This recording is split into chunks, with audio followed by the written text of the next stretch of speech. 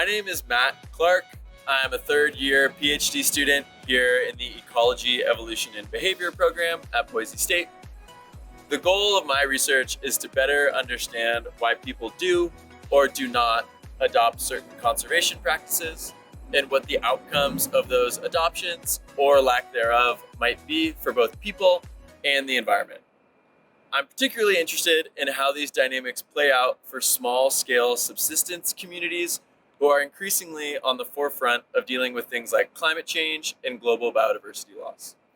Specifically, my field site is Pemba Island, which is off the coast of Tanzania and contains part of the coastal forests of Eastern Africa biodiversity hotspot. Pemba is a great field site because it's just 13 miles wide by 40 miles across, but contains a huge amount of environmental variation and variation in both the number and strategy of conservation interventions which different communities have been exposed to.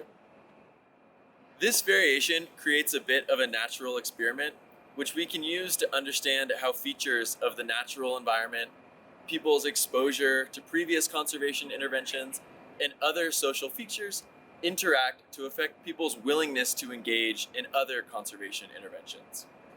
I collect this data using a combination of satellite imagery and by talking to people in Pemba.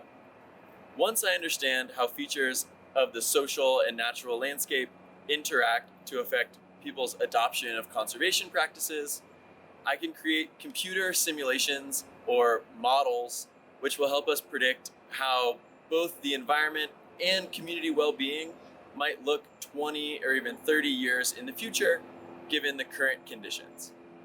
Also, we can use these models to predict how alternative conservation scenarios might affect the future of community well-being and environment under different decisions.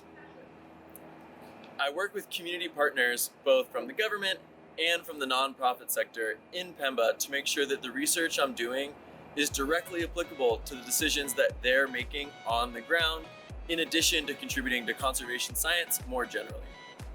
If you want to know more about my research, please feel free to email me or reach out to me on Twitter. Thanks.